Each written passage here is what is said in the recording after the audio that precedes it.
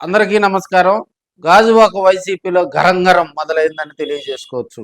గతంలో గాజువాక 2019లో గాజువాక సీటులో మరి పవన్ కళ్యాణ్ గారిని ఓడించినటువంటి తిప్పల నాగిరెడ్డికి తిప్పలు తప్పటం లేదా?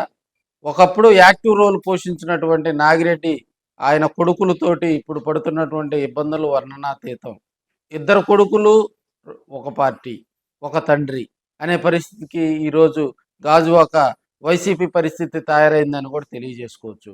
2024 ఎన్నికల్లో గాజువాకకు గుడివాడ అమర్నాథ్ను అక్కడ అసెంబ్లీకి బరిలో దింపింది వైసీపీ.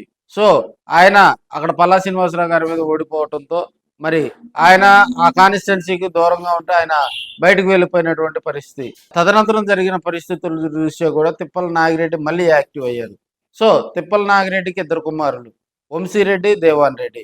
వీరిరువురు కూడా వంశీరెడ్డి వ్యాపారాలు చూసుకునేవారు, దేవాన్ రెడ్డి కూడా మనకి వైసీపీ సమన్వయకర్తగా కూడా పనిచేసినటువంటి సందర్భాలు. మరి వంశీరెడ్డి వ్యాపారాలు చేసుకుంటూ కూడా కార్పొరేటర్గా కూడా గెలిచినటువంటి సందర్భం. జీవీఎంసీకి సంబంధించి మేయర్పై అవిశ్వాస తీర్మానం తదితర విషయాల్లో కూడా ఇప్పుడు కార్పొరేటర్గా ఉన్నటువంటి వంశీరెడ్డికి అక్కడ జనసేన పార్టీ గాలం వేసిందని కూడా మనం తెలియజేసుకోవచ్చు. జనసేన పార్టీకి టచ్లో కూడా వంశీరెడ్డి వెళ్ళారు. సో ఇప్పుడు అక్కడ తెరచాటు రాజకీయాలు నాగిరెడ్డి ఫ్యామిలీలో మొదలయ్యాయి.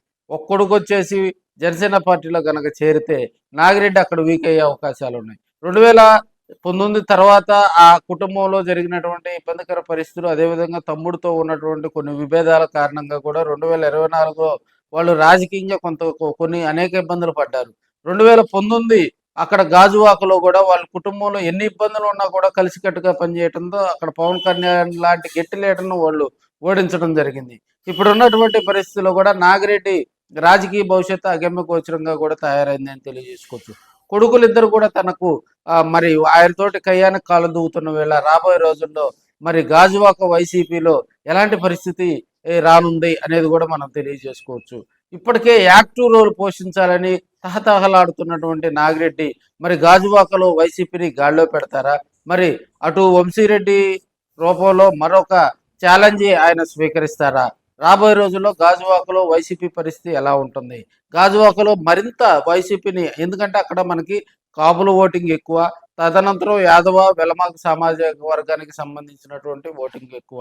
అలాంటి గాజువాక కాన్స్టిట్యున్సీలో వైసీపీ అక్కడ ఉన్నటువంటి పరిస్థితులు కనుక చక్కదిద్దుకొని తిప్పల నాగిరెడ్డి ఫ్యామిలీ కనుక మళ్ళీ యాక్టివ్ అయితే రాబోయే రోజుల్లో మరింత దూకుడుగా కూడా అక్కడ వైసీపీ ముందుకు వెళ్ళే అవకాశాలు ఉన్నాయి.